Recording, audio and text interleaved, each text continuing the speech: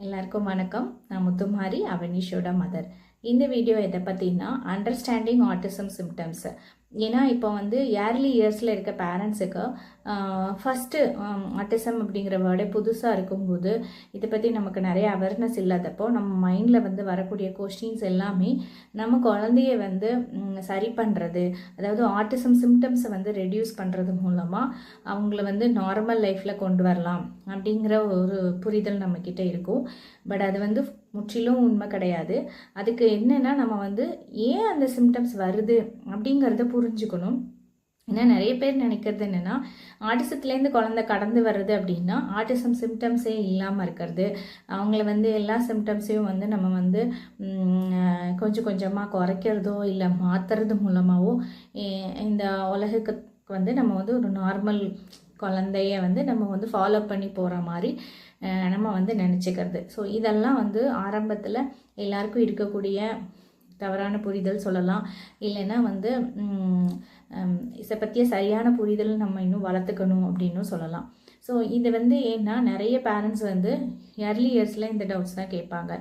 So first வந்து அதாவது primary autism சிம்டம்ஸில் வந்து எல்லாரும் வந்து கேட்கக்கூடியது வந்து என் குழந்தை ஐ கான்டாக்ட் கொடுக்க மாட்டேங்கிறான், ஐ கான்டாக்ட் எப்போ கொடுப்பான், ஐ கான்டாக்டை இம்ப்ரூவ் பண்ணுறதுக்கு நான் என்ன பண்ணணும் அப்படின்னு கேட்பாங்க.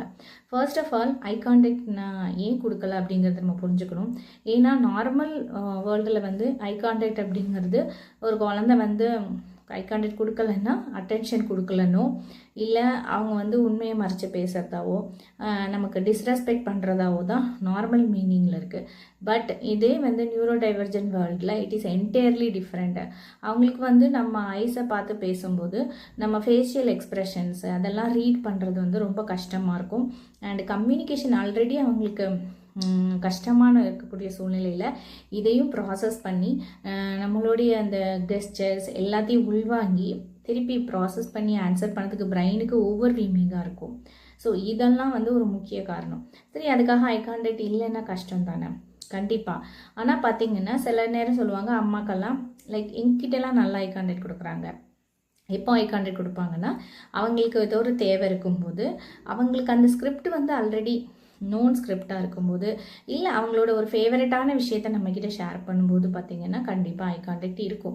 ஸோ ஐ கான்டாக்ட் அப்படிங்கிறது ஒரு குறைபாடு இல்லை, அது வந்து அவங்களுக்கு வந்து பிரெயின் ஓவர்வீமிங் ஆகிறதுனால அவங்க அவாய்ட் பண்ணுறாங்க.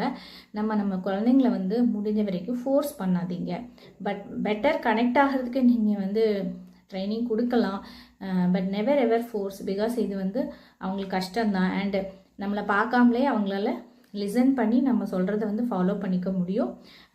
இப்போ வரைக்குமே வந்து அவனிஷ் வந்து அவரோட ஃபேவரட்ஸை பேசும்போது இல்லை அவருக்கு தேவையான விஷயங்களை பேசும்போது தான் வந்து அதிகமாக ஐ கான்டாக்ட் கொடுப்பாங்க. அதே ஒரு புது பர்சனை பார்த்தாலோ இல்லை ஒரு புது விஷயத்தை பேசினாலோ அந்த ஐ கான்டாக்ட் வந்து கம்மியாக தான் இருக்கும். நாங்கள் அவரை ஃபோர்ஸ் பண்ணுறது கிடையாது. அடுத்த ரெண்டாவது பெரிய சிம்டம், குழந்தை ரொம்ப ஹைப்பராக இருக்குது. அதாவது ஏர்லி இயர்ஸில் வந்து அந்த நியூரோலஜிக்கல் பாத்வே டெவலப்மெண்ட் வந்து சரியாக இல்லாத இதனால நியூரோ கனெக்ஷன்ஸ் எல்லாம் நல்லா டெவலப் ஆகிருக்காது. அண்ட் ஆல்சோ காக்னிட்டிவ் ஸ்கில்ஸு புரிதல் அதெல்லாம் வந்து மெதுவாக தான் நம்ம குழந்தைங்களுக்கு கொஞ்சம் வரும். அதாவது நம்ம அசஸ்மெண்ட் பண்ணிங்கன்னா அந்த மென்டல் ஏஜ் அதில் தெரியும். அண்ட் இது வந்து நம்ம வந்து ஓவர் த இயர்ஸில் அவங்கள வந்து புரிய வச்சு ஆக்டிவிட்டீஸ் மூலமாக காம் டவுன் பண்ணி இயல்பான ரொட்டீன்ஸில் வந்து அவங்களோட ஆன்சிட்டி லெவல்ஸை குறைச்சி நம்ம வந்து அவங்கள வந்து மீனிங்ஃபுல் ஆக்டிவிட்டீஸில் இன்வால்வ் பண்ணுறது மூலமாக அது வந்து படிப்படியாக குறையும். இப்படி இருந்தாலே வந்து லைக் சில பேர் வந்து தவறாக புரிஞ்சுட்டு மெடிசின்ஸ் கொடுக்கறது, அப்படி பண்ணும்போது என்ன ஆகும்னா மொத்த காக்னிட்டிவ் ஸ்கில்ஸ் எல்லாமே கூட டவுனாக போகிறதுக்கான சான்சஸ் இருக்குது. குழந்தை வந்து ரொம்ப ஃபுல்லி அமைதியாகவும் மாறிடுவாங்க. ஸோ அதுவும் நல்லது கிடையாது. பட் அதே சமயம் ஹைப்பர் அப்படின்னு சொல்லி லேபிள்லாம் நிறைய நம்ம சொல்லுவாங்க, அதை நம்மளே சொல்ல தேவையில்லை. அப்படி சொல்லி அவங்கள வந்து இது பண்ணாமல் கரெக்டான ஃபிசிக்கல் ஆக்டிவிட்டியில் என்கேஜ் பண்ண மூலமாக அவங்களுக்கு ஒரு டெய்லி மீனிங்ஃபுல் ரொட்டீனை அவங்களோட ஃபேவரேட் சார்ந்த விஷயங்களில், அதாவது என்னென்னா ரொம்ப டூ இயர்லியாக வந்து இந்த குழந்தைங்கக்கிட்ட நம்ம எல்லாமே கற்றுக்கணும்னு எக்ஸ்பெக்ட் பண்ணக்கூடாது. ஸோ அவங்களோட பேஸில் அவங்கள வந்து கற்றுக்க வச்சு நம்ம ஒரு கனெக்டடாக ஒரு மீனிங்ஃபுல் ஆக்டிவிட்டீஸ் பண்ணும்போது அண்ட் ஆல்சோ அவங்க நர்வஸ் சிஸ்டத்துக்கு தேவையான ஆக்டிவிட்டீஸ் கொடுக்கும்போது, இப்போ ஒரு குழந்தைக்கு வந்து ஹை எனர்ஜி இருக்குன்னா அப்போ ஃபிசிக்கல் ஆக்டிவிட்டி அந்த குழந்தையால் பண்ண முடியல இன்ட்ரெஸ்டட் ஆக்டிவிட்டீஸ் ஏதாவது சூஸ் பண்ணி நம்ம கொடுக்கலாம். சைக்கிளிங், ஸ்விம்மிங், ட்ராம்பலினில் இது பண்ணுறது அதெல்லாம். பட் அதே சமயம் வந்து ஃபோர்ஸ் பண்ணக்கூடாது. சில குழந்தைங்களுக்கு வந்து மென்டல் ஆக்டிவிட்டி கொடுத்தா காமாக இருப்பாங்க. லைக் பசில்ஸ், அப்புறம் வந்து இன்டோர் கேம்ஸ் ஏதாச்சும், இல்லை ஏதோ ஒரு க்ளே ஆக்டிவிட்டி, இந்த மாதிரி விஷயங்களெல்லாம் நீங்கள் வந்து சூஸ் பண்ணலாம். உங்களோட கான்சன்ட்ரேஷன், ஃபோக்கஸ் அதெல்லாம் இம்ப்ரூவ் பண்ணுறதுக்கு இந்த ஃபைன் மோட்டர் ஆக்டிவிட்டீஸ் நிறைய இருக்குது. சின்ன குழந்தைங்களுக்குள்ளது நிறைய அமேசானில் கிடைக்குது. நான் அவனிஷுக்கு நிறைய அந்த மாதிரி பண்ணியிருந்தேன். அவனிஷும் வந்து பார்த்திங்கன்னா அந்த 2 to 4 வயசுலாம் ரொம்ப கஷ்டம். பிஃபோர் டயக்னோசிஸ் சுத்தமாகவே புரியாது, ஓடிக்கிட்டே தான் இருப்பாங்க. அண்டு சாப்பிட வைக்கிறதுக்கு ஒரு 1 டைம் ஒரு இது சாப்பிட வைக்கிறதுக்கு 1/2 hour ஓட வேண்டியிருக்கும், பின்னாடியே சுற்றிட்டே தான் இருப்பார். ஸோ ஹைப்பர் அப்படிங்கிற டேர்ம் வந்து இட்ஸ் லைக் இது ஒரு இதுன்னு நினச்சிட்டு நம்ம வந்து தவறாக புரிஞ்சுக்கிட்டு அதை வந்து ஹேண்டில் பண்ணாமல் கரெக்டாக அவங்கள மீனிங்ஃபுல்லாக என்கேஜ் பண்ணால் நம்மளால் இது பண்ண முடியும். அது ரொம்ப முக்கியமான விஷயம் இந்த ஆட்டிசம் வேர்ல்டில், சென்சரி சேலஞ்சஸ். அது என்னங்கிறத நம்ம நல்லா புரிஞ்சுக்கணும். அதாவது என்னென்னா, இந்த குழந்தைங்களுக்கு சென்சரின்னு அந்த 5 சென்ஸ் ஆர்கான் இருக்கு இல்லையா, கண், மூக்கு, அண்டு இப்போ ஃபார் எக்ஸாம்பிள் வந்து லைட்ஸு, சவுண்டு, ஸ்மெல், அப்புறம் டேஸ்ட் அண்ட் ஆல்சோ டச்சு. இந்த 5மே வந்து நமக்கு உணர்றதை விட ஒரு சில குழந்தைங்களுக்கு ரொம்ப அதிகமாகும். ஃபார் எக்ஸாம்பிள் இப்போ நார்மலாக 5 அப்படின்னு நம்ம ஸ்கேலில் ஒரு அளவு வச்சோன்னா, சில குழந்தைங்களுக்கு 10ஆகவும் இருக்கும், சில குழந்தைங்களுக்கு 0வாக இருக்கும். லைக் இதனால் என்னெல்லாம் நடக்கும்னா, இப்போ லைட்டு அது மாலுக்கெலாம் ரொம்ப சின்ன வயசில் அவனிஷை கூட்டு போனால் பார்த்தீங்கன்னா ரொம்ப சத்தம் போட்டுட்டு ஓடுவாங்க. ரீசன் அந்த லைட்டு, நிறைய லைட்ஸ் வந்து அவங்களுக்கு சென்சரியாக ஓவர்வீமிங்காக இருக்கும். சில குழந்தைங்களுக்கு அக்செப்டபுளாக இருக்கும். அண்ட் தென் சவுண்டு, ஒரு இப்போ வெடி சத்தம், குக்கர் சத்தம், அதெல்லாம் வந்து ரொம்பவே ஒரு கஷ்டமான ஒரு விஷயம். So sound. அதுக்கப்புறம் டேஸ்ட்டு பார்த்தீங்கன்னா பர்டிகுலர் ஃபுட்டு மட்டும் தான் சாப்பிடுவாங்க. நீங்கள் நம்ப மாட்டீங்க, அந்த 2 to 4 வயசில் அவரோட ஃபுட்டு வந்து காலையில் ஒரு தோசை, அதுவும் எது சட்னி, சாம்பார் எதுவும் தொட்டுக்க மாட்டார். அப்புறம் நூடுல்ஸ், அப்புறம் வந்து அதுவும் பிளெயின் நூடுல்ஸ், காய்கறி இருக்கக்கூடாது. ரைஸ் வச்சிங்கன்னா பால் சாதமும் தயிர் சாதமும் மட்டும் தான் சாப்பிடுவாங்க. ரொம்பவே எனக்கு வந்து கவலையாக இருந்தது.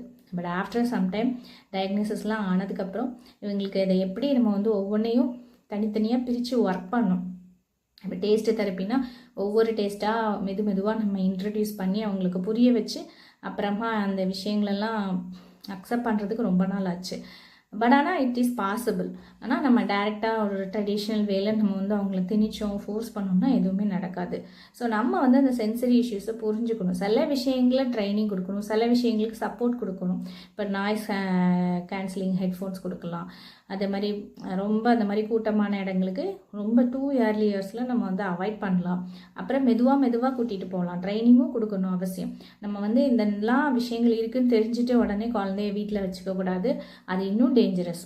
அவங்கள எக்ஸ்போஸ் பண்ணலைனாலும் ஆபத்தாயிடும். But at the same time with supporting டூல்ஸோட நம்ம வந்து இது பண்ணணும். இன்னும் சொன்னோம் இல்லையா, சில ஸ்மெல்லாம் அவங்களுக்கு ரொம்ப ஓவர்வீமிங்காக இருக்கும். சென்ட்டு, இப்போ பூ, அந்த மாதிரி சில குழந்தைங்களுக்கு அது வந்து காம் டவுனும் பண்ணும்.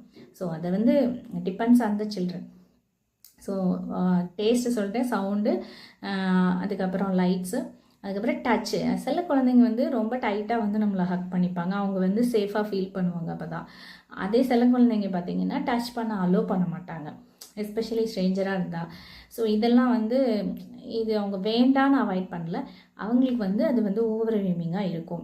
ஸோ இதை வந்து நம்ம வந்து ரொம்ப புரிஞ்சுக்கணும். இது சென்சரி இஷ்யூஸ் பற்றி அவுட் ஆஃப் சின்க்ரனைஸ் வேர்ல்டு அது அப்படின்னு ஒரு SYNC சின்க அப்படிங்கிற மாதிரி வேர்ல்டு அந்த ஒரு புக்கு இருக்குது. அதை வந்து தயவுசெய்து முடிஞ்சால் படித்து பாருங்கள். ஏன் குழந்தைங்க வந்து இந்த மாதிரிலாம் வந்து பண்ணுறாங்க அப்படிங்கிறது வந்து நமக்கு தெரியும். ஸோ இது வந்து 3வது. அடுத்தது வந்து என்னென்னா, வேறு பெருசாக வந்து சிம்டம்ஸ் நம்ம ஏர்லி இயர்ஸில் வந்து சொல்கிறது, ஐ கான்டாக்ட் கொடுக்க மாட்டாங்க. அப்புறம் வந்து செல்ஃப் டாக் அப்படிங்கிறது, வெர்பல் சில்ட்ரன் பொதுவாக வந்து செல்ஃப் டாக் அப்படிங்கிற ஒரு விஷயம் பண்ணுவாங்க. அது என்னென்னா, ரிப்பீட்டடாக இல்லை நடந்த ஒரு விஷயத்த சொல்லி பார்க்கறது, சொல்கிறது. அவங்க எப்போ அவங்களோட நர்வஸ் சிஸ்டம் ஓவர்வீமிங்காக இருக்கும் அப்போ அதை வந்து செய்வாங்க. ஏதோ சொல்லிகிட்டே போகிறாங்க அப்படின்னு நம்ம நினைப்போம். செல்ஃப் டாக் வந்து it is not harmful to others. அதை நம்ம அவங்க வந்து ரொம்ப கண்ட்ரோல் பண்ண தேவையில்லை. அதை வந்து ஒரு அப்ராப்ரியேட் விஷயமா நினைக்கக்கூடாது. அதாவது என்னென்னா, லவுடர் திங்கிங் அப்படிங்கிறது தான் செல்ஃப் டாக். இப்போ நம்ம வந்து மனசுக்குள்ளே நினைப்போம் இல்லையா, எனக்கு அது நடந்தது, இது நடந்தது, ஒரு கஷ்டமாக இருந்தாலும் சரி, ஒரு சந்தோஷமாக இருந்தாலும் மெமரியெல்லாம் நம்ம மனசுக்குள்ளே நினைக்கிறோம். பட் நம்ம குழந்தைங்க அதை வந்து சொல்லுவாங்க, நடந்த ஒரு விஷயத்தையோ. அப்புறம் ரொம்ப முக்கியமான விஷயம் என்னென்னா ரிப்பீட்டேஷன். இந்த ரிப்பீட்டேஷன் அப்படிங்கிறது என்னென்னா, இப்போ சில ஃப்ரேசஸ் எங்கேயாவது கேட்டதையே வந்து ஒரு டிவிலேயோ ஒரு இதுலேயோ வாட்ச் பண்ணது, இல்லை ஒரு சாங்கு, இல்லை ஒரு நம்ம எதாவது சம்டைம்ஸ் ஸ்க்ரோல் பண்ணியிருப்போம், அந்த டோனில் அவங்களுக்கு ரெஜிஸ்டர் ஆகிருக்கும். ஸோ அந்த மாதிரி விஷயங்களை வந்து ரிப்பீட் பண்ணுவாங்க. அது வந்து அவங்க ஒரு சூதிங் டெக்னிக்காக தான் அதை வந்து யூஸ் பண்ணுறாங்க. அண்ட் இன்னொரு முக்கியமான விஷயம், repetition is their way of learning.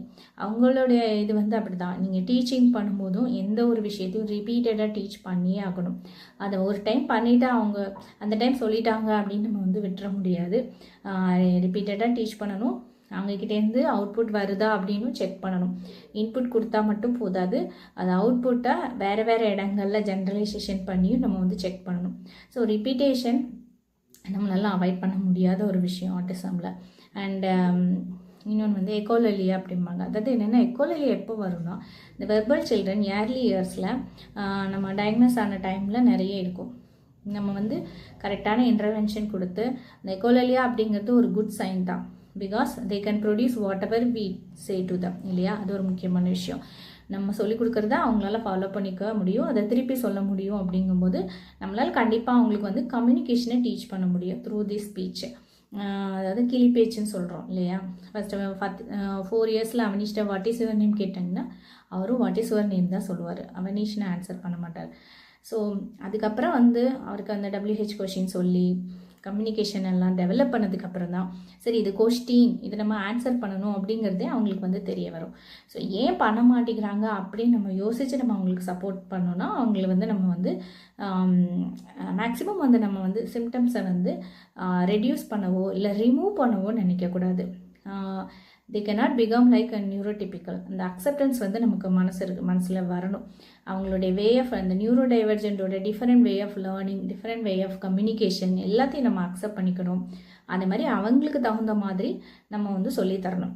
So understanding autism symptoms is very important then removing it. Over the இயர்ஸில் வந்து இது வந்து மாறுமா அப்படின்னு பார்த்தா கண்டிப்பாக மாறும். அதே சமயம் அதே மாதிரி ஒரு டைம் இருந்த பிஹேவியர்ஸ் வந்து கொஞ்ச நாள் கழித்து வந்து மாறலாம். ஸோ அதனால் அதை பற்றி ஒரி பண்ணாதீங்க. அவங்களுக்கு ஹார்ம்லெஸ்ஸாக இருக்கிற வரைக்கும் நீங்கள் பெருசாக அதுக்கு வந்து ஃபோக்கஸ் கொடுக்க தேவையில்லை அப்படின்னு நினைக்கிறேன். ஹோப் இந்த வீடியோ உங்களுக்கு ஹெல்ப்ஃபுல்லாக இருக்கும்னு நினைக்கிறேன். தேங்க்யூ.